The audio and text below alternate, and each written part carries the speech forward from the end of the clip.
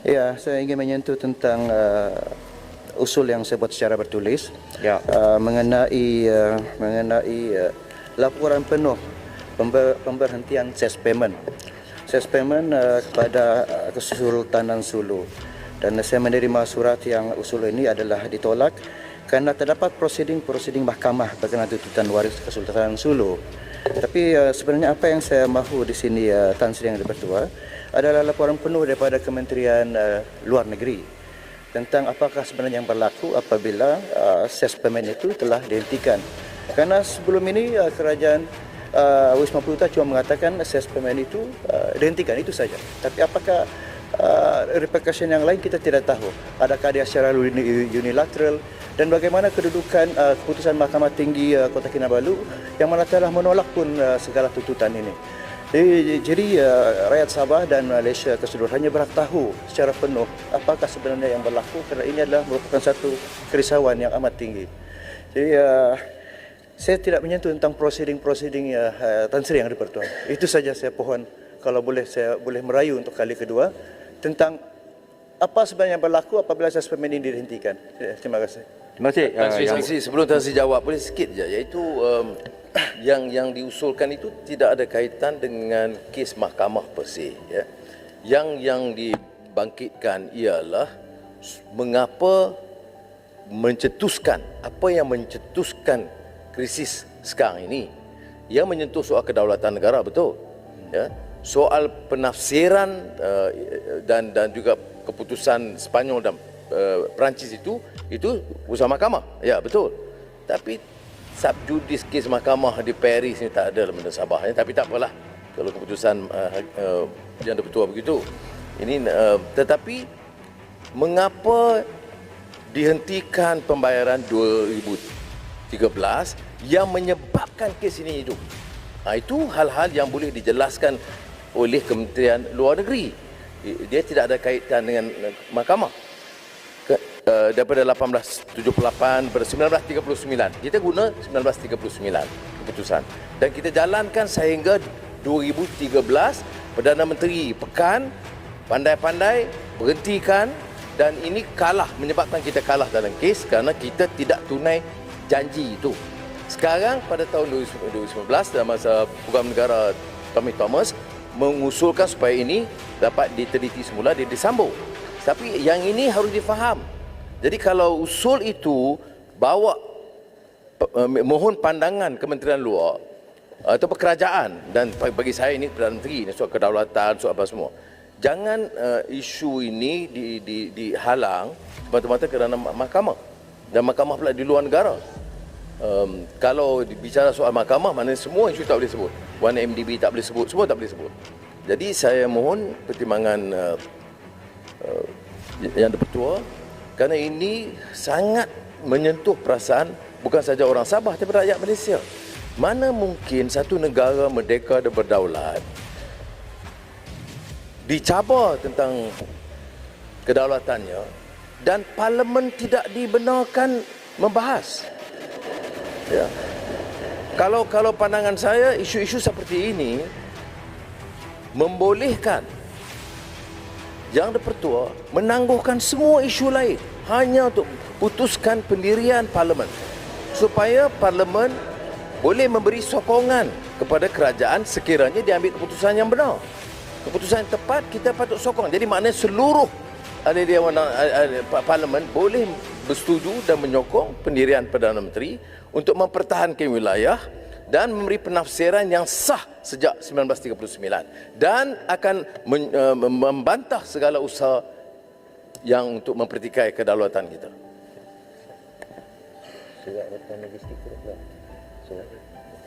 Terima kasih Yang Berhormat Putatan dan Yang Berhormat Ketua Pembangkang kerana telah membangkitkan isu ini secara rasional dan tanpa emosi.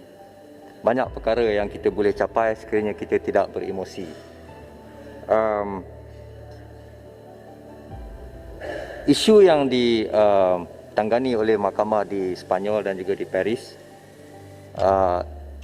adalah berbangkit daripada sebenarnya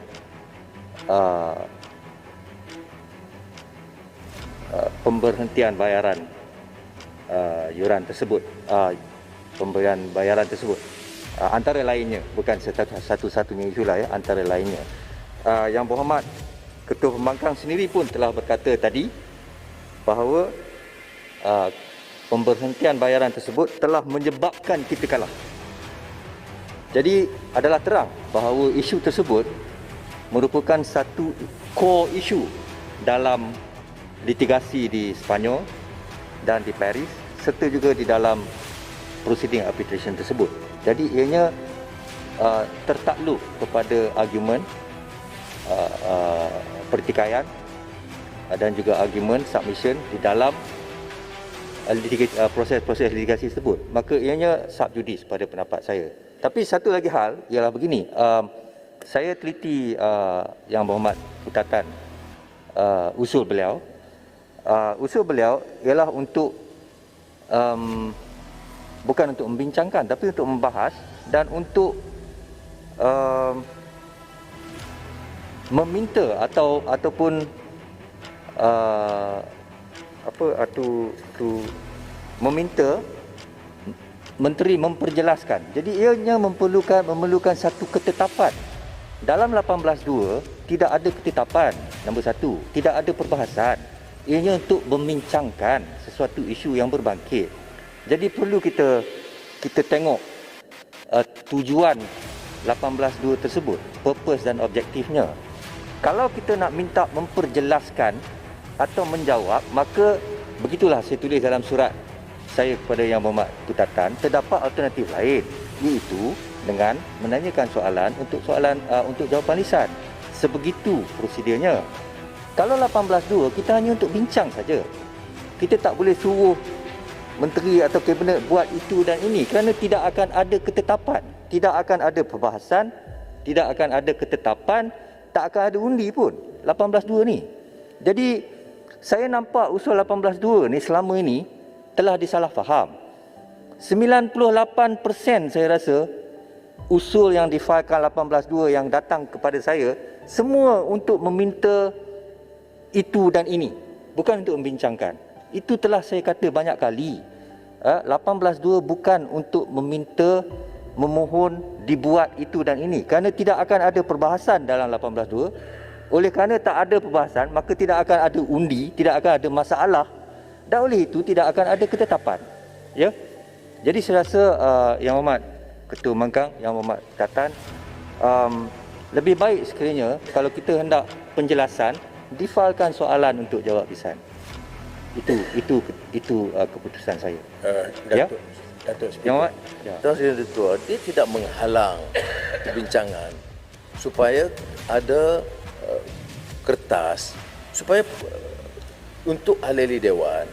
Kalau selepas itu tak boleh dibincang, tak apa. Jadi kita ada perbincangan, kemudian kementerian beri penjelasan atau jawapan untuk membantu, untuk menjawab kepada hal-hal ini dibangkitkan. Tafsiran teknikal itu terserah pada Tuan Sri Yang Ketua. Tapi yang kita bangkitkan ini, ahli Berhormat dia prepare perjanjian 1878, ketetapan Mahkamah Tinggi Borneo 1939. Kita tengok, dan bayaran daripada 1939 oleh kerajaan Inggeris sehingga kita merdeka teruskan sehingga 2013 ni keputusan Perdana Menteri dari Pekan membuat kacau sehingga ada masalah sekarang. Kalau diteruskan lagi itu, perkara ini tak dibangkit. Perkara ini terbatal bila dihentikan pembayaran itu atas alasan pencerobohan. Ya. Tetapi perjanjian itu jelas. Saya membaca keputusan Mahkamah Borneo 1939. Dan ini semua penafsiran oleh kerajaan Inggeris sehingga kerajaan Malaysia tak tahu puluh ke belas ke berapa orang pegawai negara semuanya membuat keputusan yang sama, mesti bayar ikut keputusan Mahkamah 1939. Bila dihentikan, ini masalahnya. Mengapa kita boleh biarkan satu keputusan yang merosakkan, ya, atau mengganggu gugat dan kemudian digunakan untuk mempersoalkan semua yang lain. Tan Sri Dato' tepat tadi. Bila dicabar di mahkamah di Sepanyol dan di Perancis, dia tidak lagi bangkitkan soal 1939. Dia bangkit umpamanya saya istilah secession seed atau pajak dalam tulisan Jawi yang boleh dikatakan di sini Arabic script. Arabic, dia kata Arabic, tapi Jawi lama dengan Inggeris ada sedikit percanggahan. Tapi ini semua diputuskan dah di mahkamah 1939. Oleh itu kerana perjanjian itu 1878. Ya.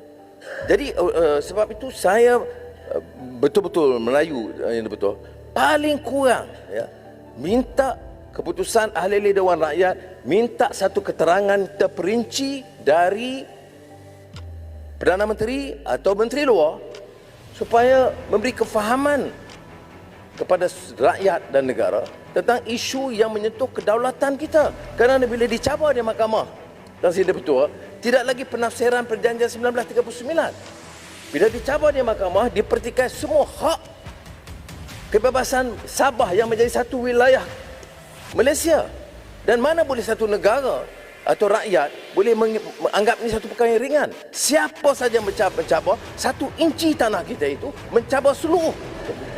Sebab itu saya faham bila Kota Belud dengan sentimen dan sebagainya yang ditegur oleh Yang Di-Pertua. Tapi kalau saya bukan rakyat Sabah, tapi saya pun memang terasa perkara ini sangat berat.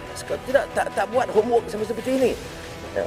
Saya bukan pakar undang-undang macam Tan Sri Dato', tetapi saya terpaksa teliti, baca, minta pandangan peguam-peguam kerana ini soal kedaulatan. Jadi saya harap semua bermula daripada ahli-ahli yang berhormat dari Sabah, tak kira daripada parti mana, kalau tak bangun menyokong ini, saya minta rakyat Sabah hukum mereka.